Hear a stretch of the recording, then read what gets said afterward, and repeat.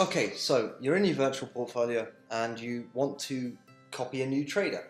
So when you get into your virtual portfolio, first check that it's on virtual, check this thing is ticked here, and so your portfolio, which is again, it's like a sort of a screen which shows all of the active trades you have open at the moment. Everything you're currently trading will be in your portfolio, no matter what it is.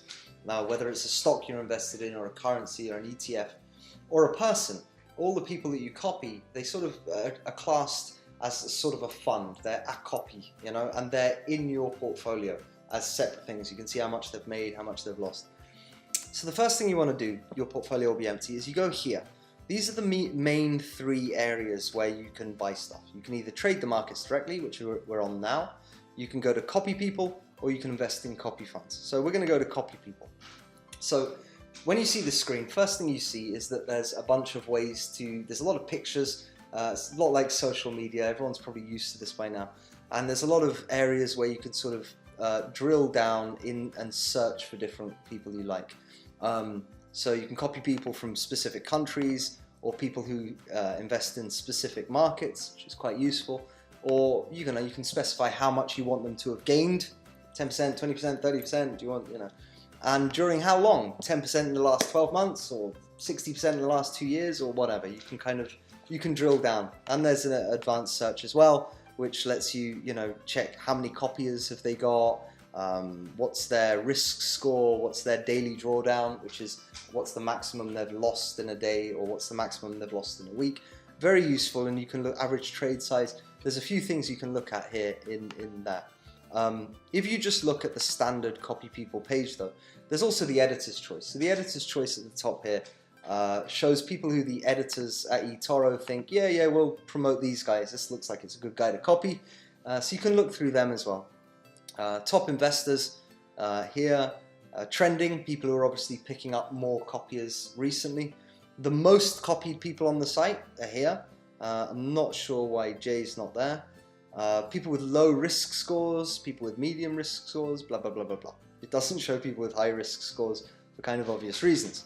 So, when you go onto someone who you want to copy, there's another thing. You see how they have these stars here? Stars, gold stars, blue stars. He's got a green one with a tick, lovely. Green star. Those are basically a sort of little guide they have. Everyone you copy, the people you copy, on Etoro, they're known as popular investors, okay? So if you want to find out what those stars are and how they classify them, go here to the help section and go to the popular investor program. You see that one? Popular investor. And this is actually how people sign up or say, I want to be a popular investor. Hey, I'm doing well enough. I think it would be good if people copy me. If you scroll down this page, there's sort of stuff about, who accredits it and things, or who's mentioned it. But here, it shows you what these stars are. So the blue one is cadet, rising star is gold, the red is champion, and the green is the highest category, it's elite. And you can see some of the requirements, you see. So you have to have a minimum number of copiers to move up the ranks, or assets under management. AUM means assets under management. What that means, if someone says 20k AUM, it means if you get all the people who are copying this one person together, and all the money they've copied that person with, it's at least $20,000, which of other people's money that popular investor is managing. So assets under management, 20,000. So we'll leave that though for now, and we'll go back to here to the copy people page. So once you find someone you like, you can go into their profile. And obviously you see their statistics here. How well have they done? 2016, 2017, very useful. See how well they've done each month. Go down, there's their risk scores. It goes from 1 to 10. I've only once seen someone with a risk score of 10. It's a solid black bar, kind of terrifying. But that guy was trying to obviously learn and change that. The amount of copiers they've got, the amount of copiers they've added in the last 7 days. So it's useful to see, do other people trust this person? Not always the most useful, but it's useful. Their trading, how many total trades they've done, what do they invest in? So it shows you the proportion of different things. This guy's 50% stocks, 31% commodities, 9% cryptos, blah. It's useful to see how they've spread their risk, although that might not represent what they're trading in at the moment. That might be over time. So it might be that in the beginning they did mostly stocks, and then they did a bit of currencies, and now they're mostly, do you know what I mean? So you've got to watch. You can go into their portfolio and see the sort of things they're trading right now. But things they frequently trade, how many trades do they make per week, which is useful when you copy a new trader and you don't copy open positions. I made a video about that called Copy Open Positions or something. You should watch that. But if you don't copy open positions, this gives you a rough estimate of how many times a week will they start using some of that money you've copied them with, you know? Because they have to open new trades if you don't copy open positions. Watch the video, it will make some more sense. So here we are, you can see their statistics. Here's their portfolio. It shows you everything they're currently trading at the moment. Here are all the active trades that they have. Here on the word portfolio, you can actually click that button and you can go to history and it will show you some of their history. So these are trades that they've closed in the past. And here you can select 30 days or 1 year, and you can just go and see what have they been trading over the last year, you know, show more. What have they been trading and how have they been doing? So there's quite a lot of information you can actually get.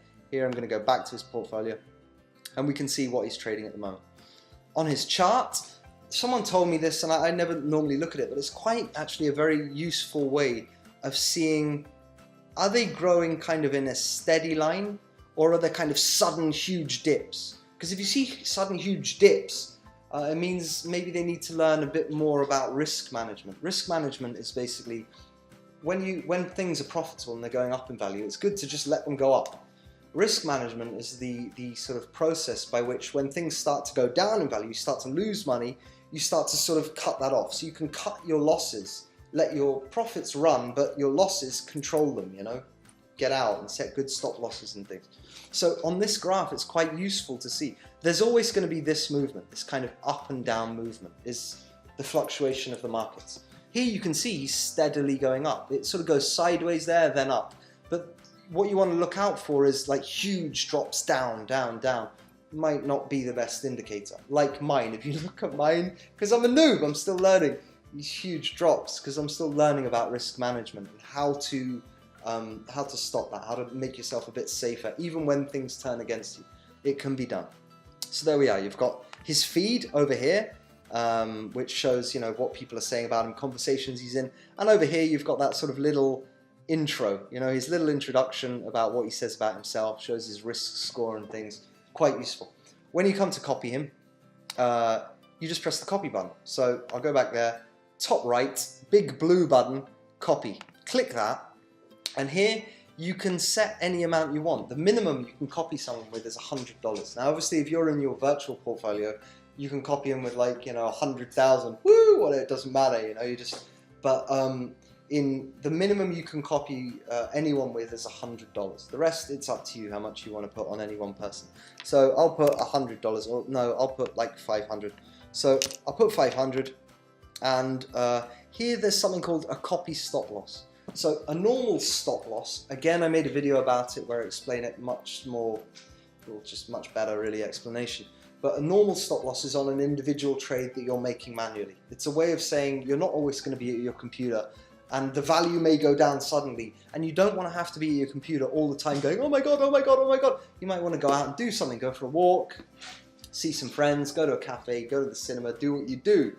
You don't want to be stuck on the computer all the time. So a stop loss is a way of saying to the system, if it ever drops by this amount of value, just stop the trade straight away. That's a normal stop loss. If it ever gets to this level, cut it off, okay? You predefine that.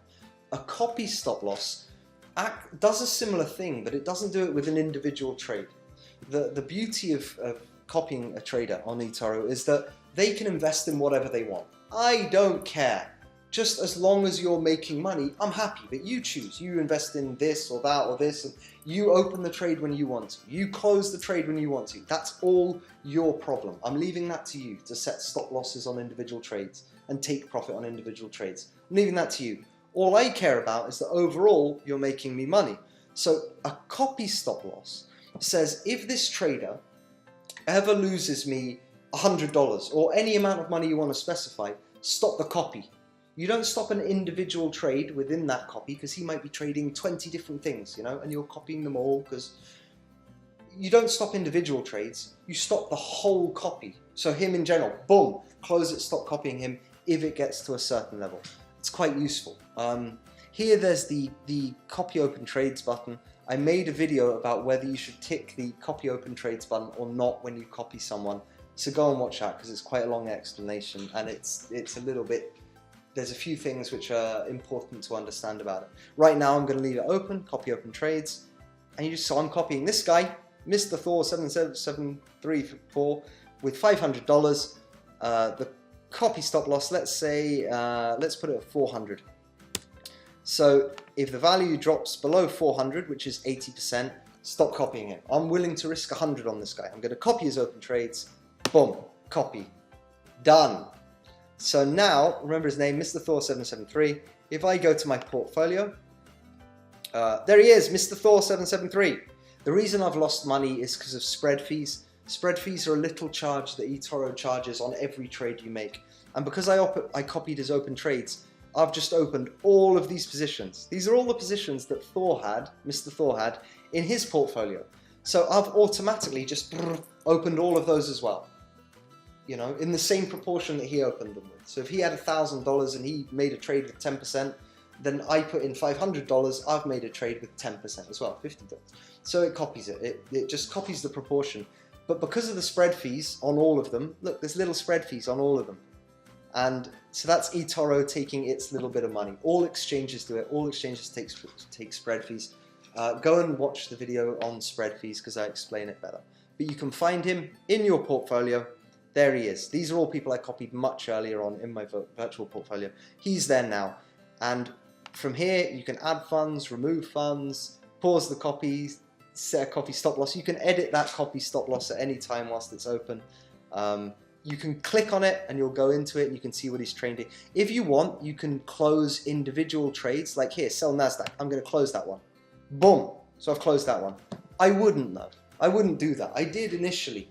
And the thing is, if you're going to copy someone, the whole goal is to trust them to do it. The whole goal is to trust them. If you go in and micromanage individual trades you've copied in their name, you know, unless it's an extreme circumstance, that can get difficult, you know, because what you want to look at is, you want to look at someone where you can trust them with your money and just leave them alone. That's the beauty of it. Just leave them alone and they make you money. Wonderful.